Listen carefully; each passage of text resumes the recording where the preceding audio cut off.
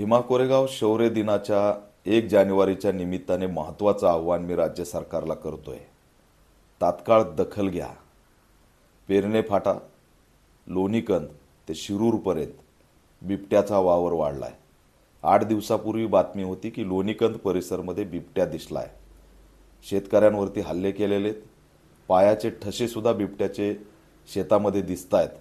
आणि नोव्हेंबरपासून अचानक भीमा कोरेगाव परिसरात, पेरणे फाटा आणि लोणीकंदच्या परिसरात बिबट्यांचा वावर वाढलाय. हा अचानक बिबट्यांचा वावर कसा वाढला हा प्रश्न सुद्धा आम्हाला पडलेला आहे. राज्य सरकारला मी आव्हान करतोय की करोडो अनुयायी देशभरातून येत असतात. दुर्दैवाने भीमा कोरेगाव स्तंभ आहे म्हणून कसलंही बजेट राज्य सरकार देत नाही.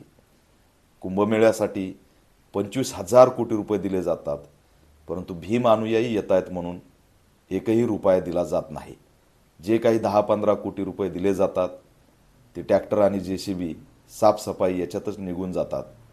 आणि म्हणून आमच्या लोकांना घरीहून आणलेला, बांधून आणलेला भाकरी तुकडा शेतामध्ये बसून सोडावा लागतो. आजूबाजूला ऊस आहे, पिकं आहेत. बिबट्यांचा वावर वाढलाय.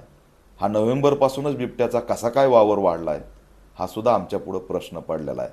त्याच्यामुळे समाजावरती अटॅक होणार नाही, कुणाची जीवितहानी होणार नाही, याची सर्वस्वी जबाबदारी राज्य सरकारने घ्यावी, वन विभागाने घ्यावी. आणि म्हणून राज्य सरकारने तात्काळ आदेश द्यावेत. आजचे आज संपूर्ण परिसर लोणीकंद ते शिरूरपर्यंत सर्चिंग ऑपरेशन झालं पाहिजे. बिबट्याच्या ठशाचा मागोवा घेतला पाहिजे आणि शिरूरपासून ते लोणीकंदपर्यंत सर्व परिसर सुरक्षित केला पाहिजे. त्यासाठी वन संरक्षकची टीम 1 जानेवारीला रेडी ठेवली पाहिजे आणि भीम अनुयायांना सुरक्षित केलं पाहिजे. भीम अनुयायाच्या जीवितास काही होणार नाही याची सर्वस्वी काळजी जिल्हा प्रशासन, पोलीस यंत्रणा आणि राज्य सरकार घेईल अशी मी अपेक्षा बाळगतो. समाज बांधवांनी भयभीत होण्याचं कारण नाही. सुरक्षित त्या ठिकाणी यावं.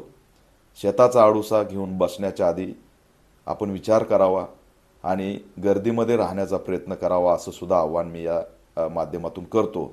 आणि पोलीस यंत्रणेने सुद्धा या संदर्भात आव्हान करावं आणि परिसर सुरक्षित झालाय हे सुनिश्चित करावं आणि त्यासाठी तात्काळ सर्चिंग ऑपरेशन करावं अशी सुद्धा ऑल इंडिया पॅंथर सेना राज्य सरकार आणि पुण्याच्या सर्व यंत्रणेला मागणी करत आहे.